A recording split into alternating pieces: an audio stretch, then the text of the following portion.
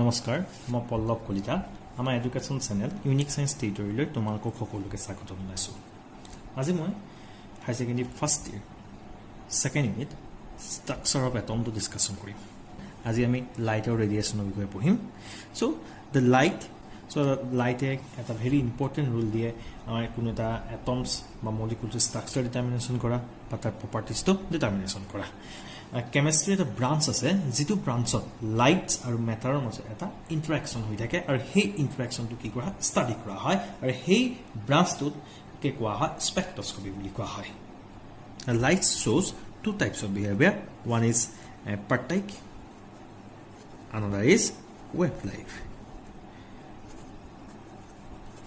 from the particle light we can explain the reflection and refraction of light and from the wave-like nature of light we can explain the diffraction and interference of light. This is very, very important. So in 1870 James Clerk Maxwell proposed that light and other radiation propagate in any medium in the form of wave. So James Clerk কৈছিলে light বা যিকোনো ৰেডিয়েশন আমি কোনোটা বস্তু hit কৰিলো hit কৰা বা তাৰ যিটো ৰেডিয়েশন এমিট হ'ল সেই ৰেডিয়েশনটো আৰু লাইটটো প্ৰপাগেট হৈ থাকে যিকোনো মিডিয়ামত ইন দা ফৰ্ম অফ কি বুলি কৈছিলে wave বুলি কৈছিলে আৰু সেই ওয়েভটোকে তেওঁ কি বুলি কৈছিলে electromagnetic wave বুলি কোৱা হৈছিলে or so electromagnetic radiation by electromagnetic wave consists of made of electric and magnetic field by in this electromagnetic wave this is the wave generated from the electric field and this is the wave generating from the magnetic field. Characteristic of electromagnetic wave jodi ko so this is electromagnetic wave consists of electric and magnetic fields oscillating in planes perpendicular to each other and also perpendicular to direction of propagation. This is x-axis, this is direction of propagation, this is y-axis, this is z-axis. This wave is generated due to the electric field, this wave is generated due to the magnetic field. Both wave are perpendicular to each other. Again, our duta wave ki hoise direction of propagation of ki hoise perpendicular hoi ase. Gotike ei wave to ke ki boli koise electromagnetic wave boli koa hoy. So electromagnetic wave do not require any medium for propagation and can move in vacuum. So electromagnetic wave tomar kuno medium proyojon nohoy propagation hobo karone aru jikono medium ot heti ki kobo pare propagated hobo pare. All electromagnetic waves travel with the same speed. Amar jiman electromagnetic wave ase all the electromagnetic waves travels with the same speed. In vacuum the speed of all types of radiation is 3 into 10 to the 8 meter per second. This is called speed of light. This is the speed of light. So I mean kompalo jiman electromagnetic wave ase all electromagnetic wave traveled with the same speed.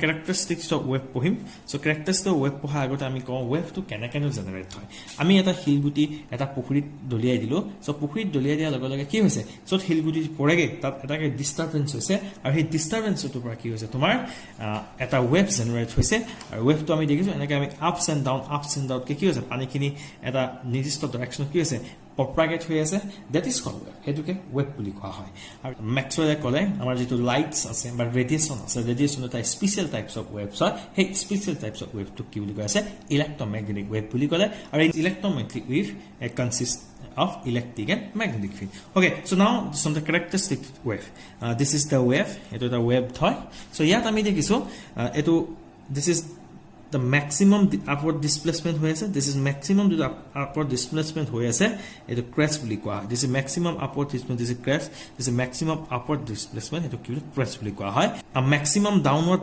displacement throw boli koa hoy maximum to downward displacement ki ha throw boli koa hoy so them all waves are characteristic in terms of their wavelength, frequency, velocity, and amplitude.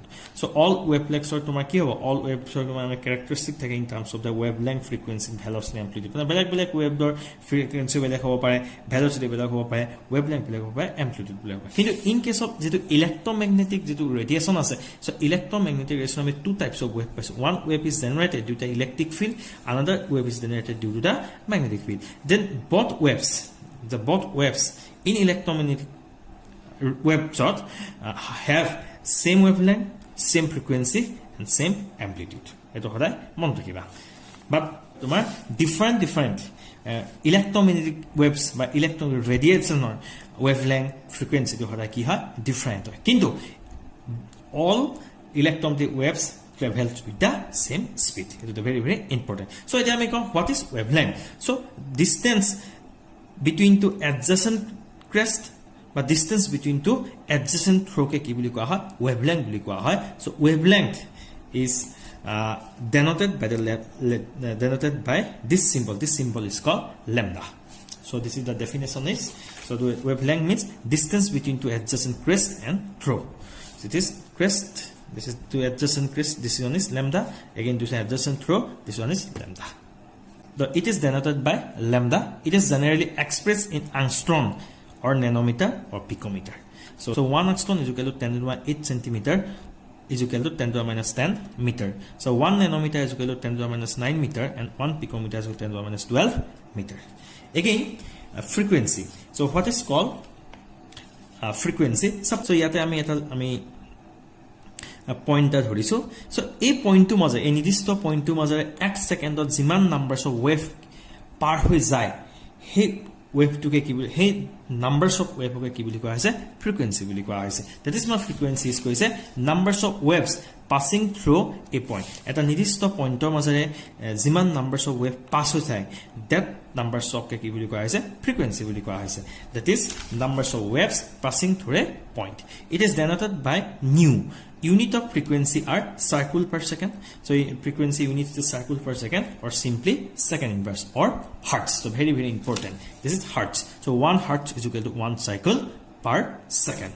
Next is our amplitude. What is called amplitude? So at a wave door, the maximum displacement hoise, this crest boli koa hoise, is a height of crest tok, a height of crest tok ki boli koa hoise amplitude boli koa hoise. So that means this is maximum ki hoise displacement, this road maximum displacement hoise, a maximum displacement ki hoise amplitude boli koa hoise. And depth of ki hoise tomar throw tomar ki boli koa hoise amplitude boli koa hoise. So it is the amplitude is the height of crest or depth of throw of wave. It is expressed by letter A and unit expressed in length. So next, that means K. This is amplitude. This is A. This is amplitude. This is height of crest. Again, this one is the amplitude. This is K. Depth of throw of this wave. This is called amplitude. Amplitude unit to length or unit of the K is same. Next is a velocity. So velocity is the distance traveled by a wave in 1 second. 1 second dot eta wave jiman distance travel kore take ki boli koa hoise velocity boli koa hoise. It is represented by C, letter C, and is expressed in centimeter per second or meter per second. Next is a wave number. Number of wavelength per centimeter n is equal to inverse of wavelength expressed in wave number. Ki boli koise wave number is represented by letter nu bar. So nu bar is equal to 1 by lambda. This is reciprocal of wave length okay ki boli koa hoise wave number boli koa hoise. If lambda is expressed as centimeter, so the lambda centimeter express koa hoy, then nu will be ki hobo tomar, that's wave number will be ki hobo centimeter inverse. Ki boli koa represent koa wave length lambda da represent koile, frequency palu nu da represented koile, velocity C da represent koile, a amplitude amplitude A da represent koile, and wave number. So wave number ki hoda represent koile nu bar da represent koise. So wave number is tomar reciprocal of but inverse of wave number is inverse of wave length.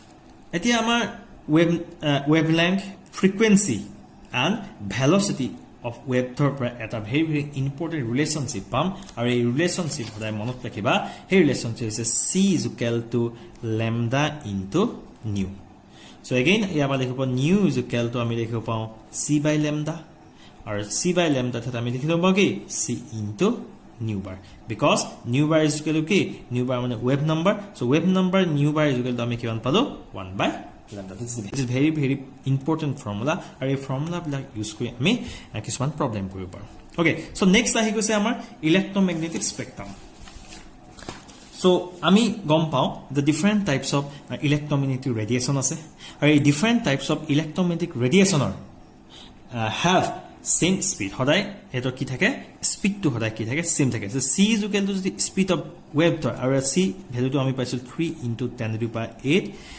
meter per second so that means all electromagnetic radiation speed to থাকে same but electromagnetic radiation বিলাকৰ frequency আৰু wavelength কি থাকে differ থাকে আৰু এই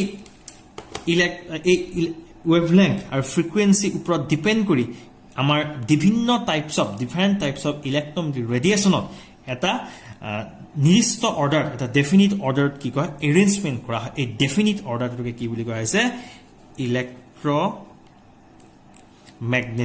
electromagnetic spectrum বুলি কৈছে spectrum বুলি কৈছে this is the very very important so the definition of electromagnetic spectrum is the arrangement of different types of electromagnetic radiations in order of increasing wavelength or decreasing frequency is known as electromagnetic spectrum okay this is very very important one marks question what is called electromagnetic spectrum so eto tomalke paibe boli gom all electromagnetic waves have the same speed ar jiman electromagnetic waves ase amar nature all have the same speed the speed is 3 into 10 by 8 meter per second this is the electromagnetic spectrum in this electromagnetic spectrum there are different types of electromagnetic radiation this is cosmic ray this is gamma ray this is x-ray this is ultraviolet this is visible this is infrared this is microwaves this is radio wave so this all these electromagnetic radiations are arranged with increasing wavelength and decreasing frequency this arrangement is called electromagnetic spectrum so here at a small portion আছে the small region আছে যেটো regionত আমাৰ চকুৰ দ্বাৰা দেখা পাওঁ সেই regionটো কি বুলি কৈছে visible region বুলি কোৱা হৈছে it is visible region so visible regionত আমাৰ color আছে violet indigo blue green yellow orange and red আৰু এইকেইটা color আমি চকুৰে দেখো ইয়াত violet to red ৰ ফালে কি আছে it wavelength to কি আছে increase হৈ গৈ আছে গতিকে আমি এবাৰ গম পালো red wavelength সবতকে বেছি যদি wavelength বেছি হয় আমাৰ যেটো ফৰ্মুলা আছিল ফৰ্মুলাটো যদি জানো যদি wavelength যদি বেছি হয় ফ্ৰিকোয়েন্সি কি হ'ব কম হ'ব যদি ফ্ৰিকোয়েন্সি বেছি হয় wavelength কি হ'ব কম হ'ব এতিয়া দেখিছো red color যে লাইট আছে so red color light to wavelength বেছি গতিকে ফ্ৰিকোয়েন্সি কম তি আৰু violet color light to তোমাৰ কি হৈছে wavelength কম এখানে এর ফ্রিকোয়েন্সি বেশি হয় আর রেড কালার লাইট তো যেহেতু ওয়েভলেংথ তো বেশি হয় সেখানে ট্রাফিক লাইটৰ সিগন্যালৰ ক্ষেত্ৰত ৰেড কালাৰটো ইউজ কৰা হয় যাতে দূৰৰ পৰা তাক ভালকৈ দেখা পায় The region just above the visible region is called ultraviolet region. Ultraviolet region above is X-ray. X-ray কেনেকৈ জেনাৰেট হয় অলৰেডি আমি পঢ়ি আইছো in the cloud of electrons বা ক্যাথোড ৰে কোনো এটা হেভি মেটেলত যদি আমি স্ট্ৰাইক কৰে তেতিয়া কি হয় এক্স-ৰে জেনাৰেট হয় সো এক্স-ৰে ওপৰত কি আছে গামা ৰে আছে সো ৰেডিওএক্টিভ এলিমেন্ট বা কি আছে গামা ৰে তোমাৰ কি হয় উৎপন্ন হয় এগেইন আহিছে কসমিক ৰে এগেইন ভিজিবল ৰে বিলোত যেটো পোৰশন আছে তাক কৈছে ইনফ্ৰাৰেড বুলি কোৱা হৈছে ইনফ্ৰাৰেড বিলোত আছে মাইক্ৰোওয়েভ মাইক্ৰো বিলোত আছে কি ৰেডিও ওয়েভ আৰু এই মাইক্ৰোওয়েভ তো জেনাৰেলি আমি ইউজ কৰা হয় telephone circuits or and for radar telephone circuit বা for radar কাৰণে মাইক্ৰোওয়েভ ইউজ কৰা হয় আৰু তোমালোকৰ যেটো মাইক্ৰোওয়েভ আছে তাতো কি হয় মাইক্ৰোওয়েভ ইউজ কৰা হয় একেবাৰে লাষ্ট যেটো ৰিজনছ আছে যেটো ৰিজনছৰ ফ্ৰিকোয়েন্সি কম হয় কিন্তু ওয়েভলেংথ কি হয় বেছি হয় সেই পোৰশনটো কি বুলি কোৱা হৈছে ৰেডিও বুলি কোৱা হৈছে আৰু this radio wave is used for broadcasting so আমি broadcasting এই ৰেডিও ওয়েভ ইউজ কৰা হয় ইয়াৰ পৰা আমি গম পালো radio wave have the lowest frequencies or highest wavelength this is the ami dekhiso radio waves ki lowest frequency and highest wavelength and cosmic rays have the highest frequency. This is cosmic ray case. This is the highest frequency and lowest wavelength. These different types of radiation are arranged in the increasing order of wavelength and decreasing order of frequency. That is very, very important. This arrangement is called electromagnetic spectrum. Thank you.